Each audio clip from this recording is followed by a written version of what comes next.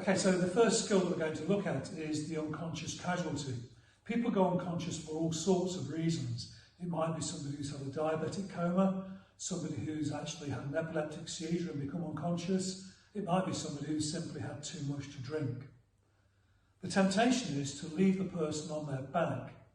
We need to consider whether we need to get an ambulance, but if we disappear to go and find an ambulance and leave the person laying on their back, then of course the tongue, which is now very, very relaxed, can slide backwards, and as it goes backwards, it goes straight across the windpipe and closes the windpipe. That means that the casualty can, whilst you're away making a telephone call, unfortunately asphyxiate because of the tongue. Also, when people are unwell, frequently they will be sick.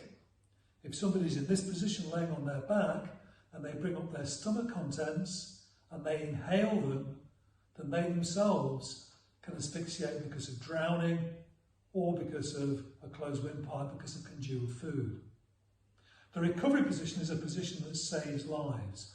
And the way that I'm going to show you now is the way that we teach rookie lifeguards, rainbows and beavers to do the recovery position. They can do it to somebody of my size and my stature, so you can clearly do it to somebody who is a comparable size to you. There are 3 things to do, and if you remember to do all 3 of them, then you make it really, really simple for yourself. The first thing I'm going to do, this is when I can identify that the person is definitely breathing, and the way that we do that is we look for movement around the chest and the tummy area of the casualty. We don't get really close to their mouth and nose. The problem is that during this period of uncertainty about COVID-19, if we get really close to them and we inhale spores that are coming from them, moisture that's coming from their exhale there, then there's an increased risk of us becoming contaminated. So we use our eyes to check to see if somebody's breathing. If they're breathing normally and regularly and we can't wake them up, we don't get any response from them, we need to place them into the recovery position.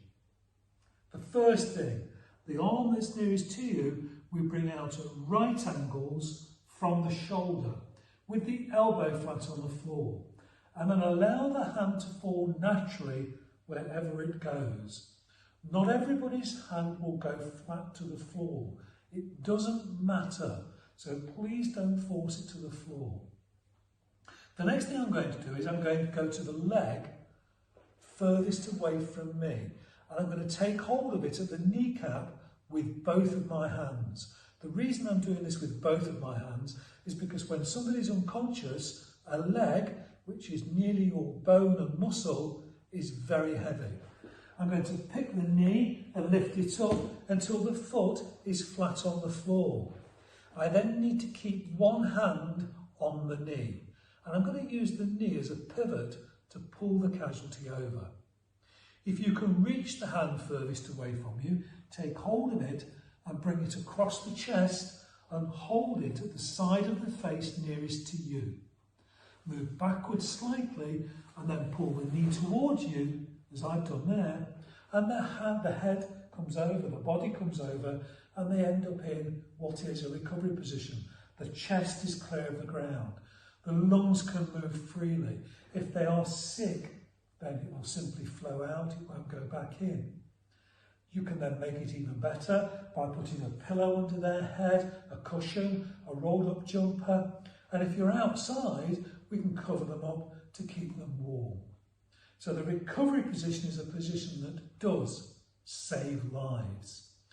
You can practice yourselves. I'm going to get Victoria now to demonstrate how she can do it to herself. So you can practice this so you know what to do. So if you lay on your back now for me, if you bring the arm that's nearest to you into that right angle position, lift your left knee up until the foot is flat on the floor, bring your hand over to this side of your face, and now roll over onto your side.